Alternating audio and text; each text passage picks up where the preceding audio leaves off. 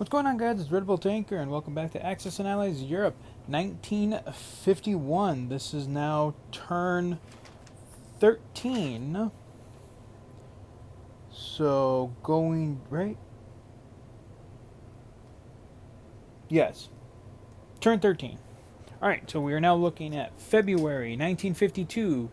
So, we have reached the 1 year anniversary of the war's beginning, or at least the 1 year since the Korean War escalated into the Third World War that is now being fought across, well, from what I understand in the Harry Turtledove books, the World War III that happens in his series is mainly focused in Korea and then in Europe. There's really no mention of anything else or any other real areas like down here in the Middle East or Southeast Asia, like in Vietnam and all those other areas. Those areas are kind of ignored in his series.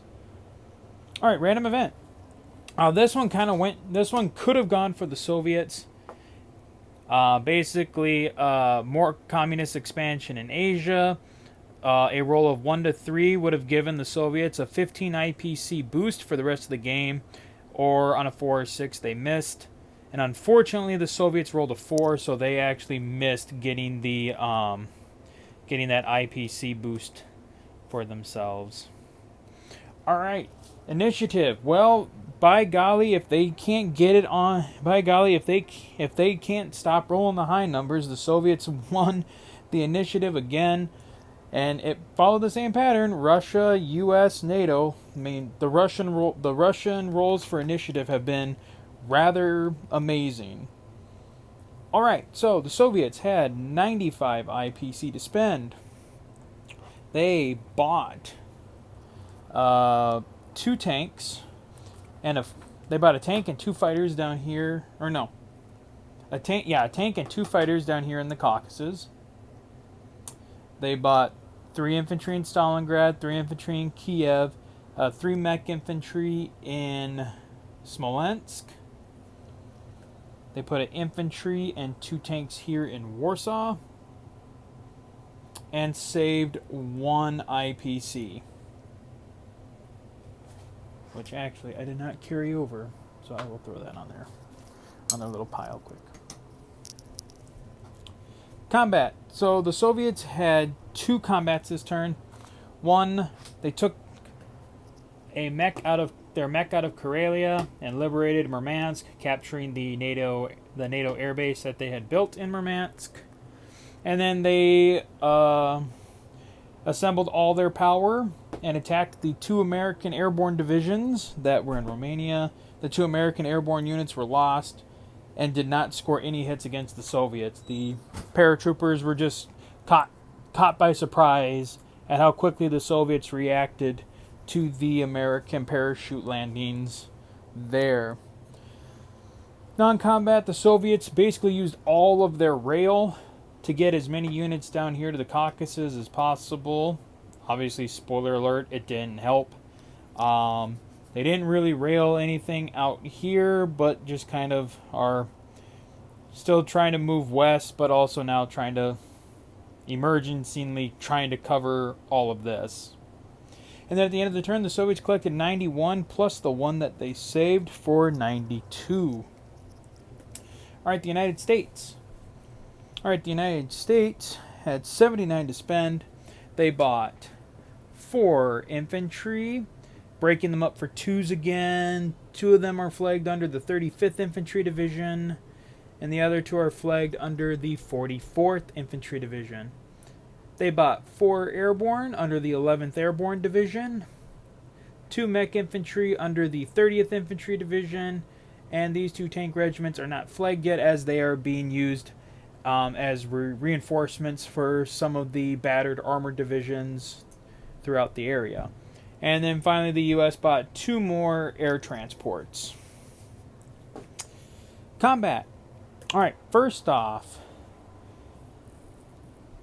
the 86th, a regiment of the 86th Infantry Division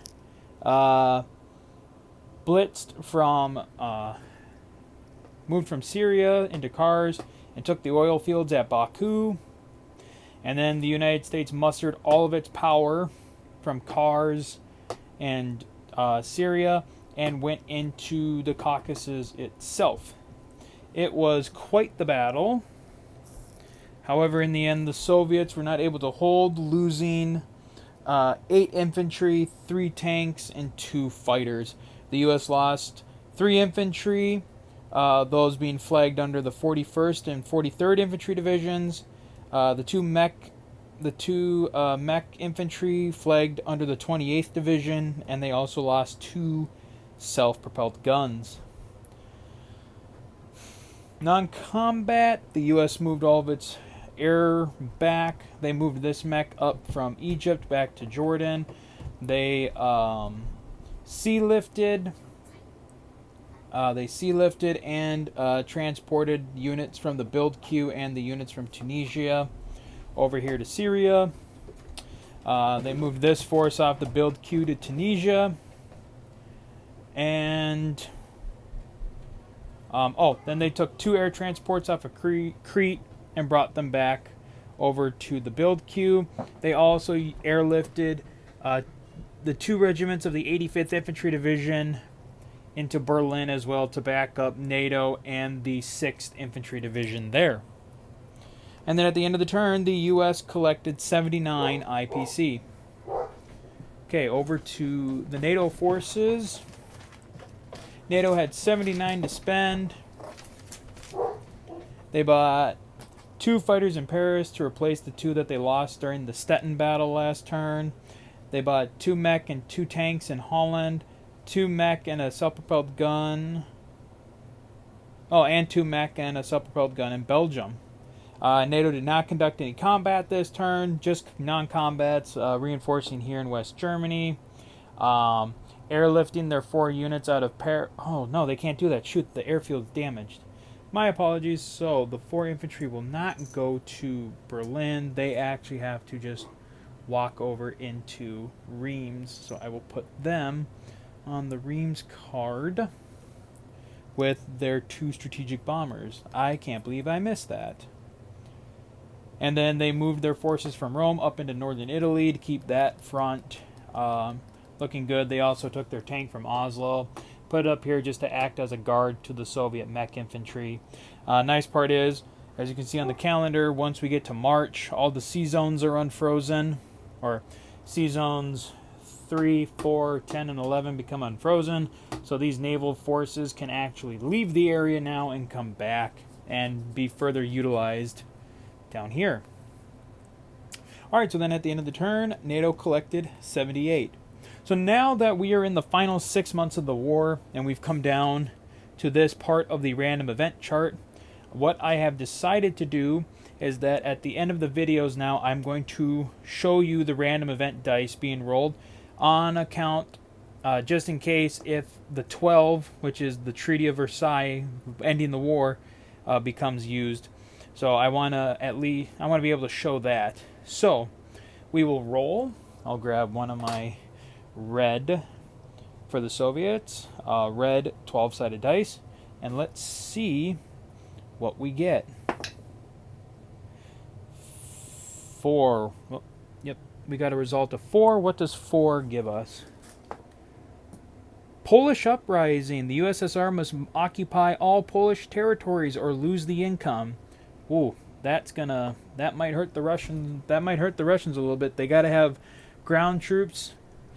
They have to have at least 1 ground troop in West Poland, Warsaw, and East Poland by the end of their turn. So that is going to be something that the Russians are going to have to contend with. Alright, so that is going to be it for turn 13, and we will see you guys next time for turn 14. So until then, guys, as always, take care.